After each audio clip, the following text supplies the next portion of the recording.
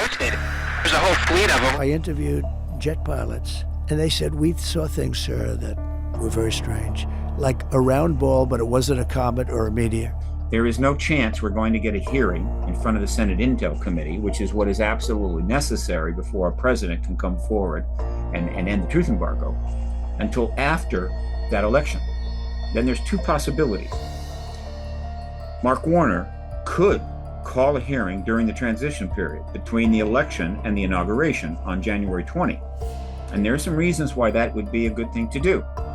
If he does call a hearing early in the transition, meaning not long after the election is over and we know who the president and vice president are going to be, it is very possible that that hearing, which I've described in countless interviews that I've given, it'll be one of the most important hearings in history, watched by millions, that it sets the stage for President Biden to come forward and be the disclosure president by confirming what this hearing has just demonstrated, and in a fairly nonpartisan and constructive way, in which case Joseph Biden would be the disclosure president. It would be an extraordinary legacy for him, and he would go out the door, how would you say, at the peak of his service to the country.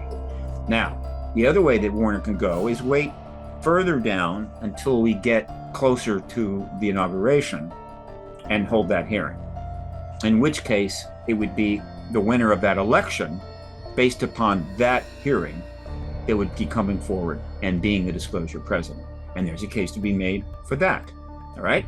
And so at that point, it's not about who is going to veto the bill. That's not an issue. It's going to be which president is most likely to step forward and confirm the ET presence in the light of that hearing. And I would say it slightly favors a Democratic president, Harris. But even if a Republican wins the presidency, and that would be Donald Trump, the circumstances are going to be so obvious, so potent, and the public's interest and desire for a disclosure from the president so great that he would come forward as well. I would say this, both of them will come forward, but maybe a President Harris might come forward a little sooner. And by sooner, I mean like the day after the hearing is over, right? Because the world is going to be on fire, the press is going to be on fire, and they don't want to sit around for a couple of weeks waiting for the president to make up their mind. And so the sooner the president gets out in front of the people and says, look, clearly we are not alone. I'm going to get you more information about that. I support the effort to get that information. The sooner they get in front of the people, the better.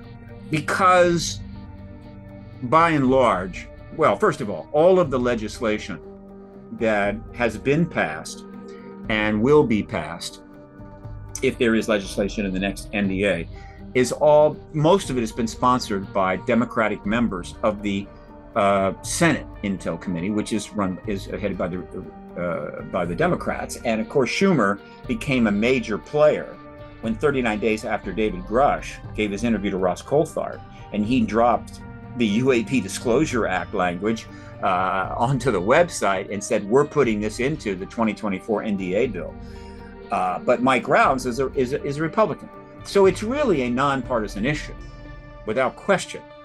But, and you've got people, very strong conservatives in the House that have been going in front of the public and actually held a hearing that have been very aggressive on this issue. So it's basically a nonpartisan issue, but some of the key people were Democrat. And so maybe Harris would be a little more likely to do it, but it's not a significant difference. And now it's a question of who's going to score the touchdown, who is going to take the ball into the end zone. I've given you an idea how that's going to happen. And then when that happens, everybody that's on the field gets to celebrate in the locker room, opening up champagne, eating nice hors d'oeuvres. Those who are frustrated and leave the field right now are not going to get to join us in the locker room. But that's how close we are.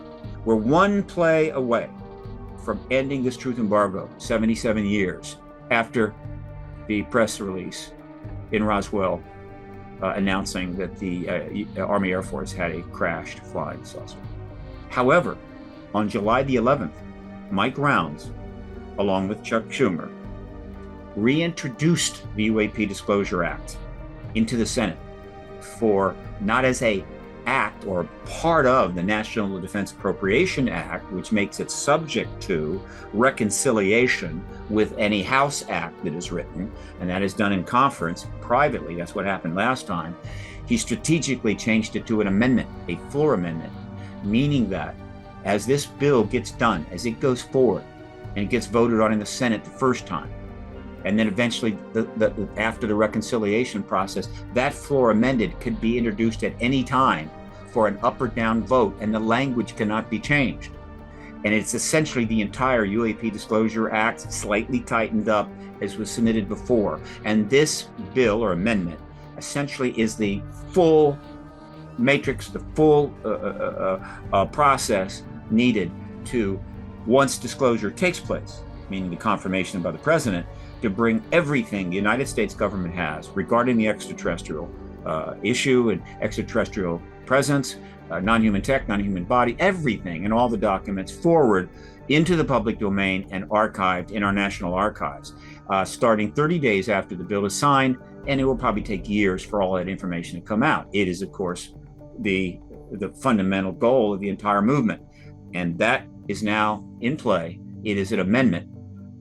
And that is the biggest story right now on this issue. And it poses a huge problem for those that oppose disclosure. They're losing this game. They have been for some time. And the only reason that it doesn't immediately create a big story is that just 36 hours after that was submitted, someone tried to assassinate a presidential candidate.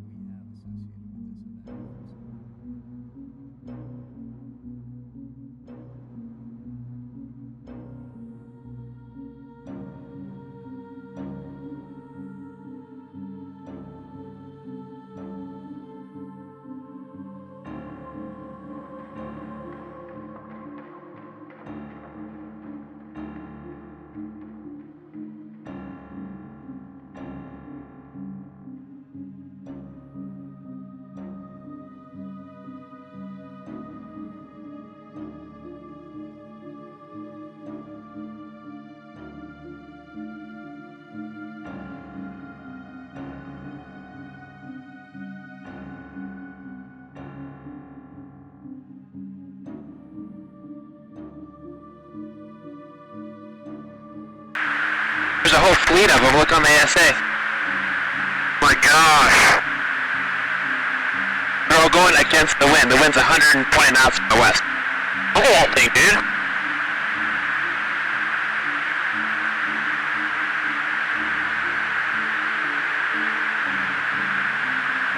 That's not our LNS though, is it? It's not. That is the LNS, dude. Well, if there's like... Look at that thing! It's rotating.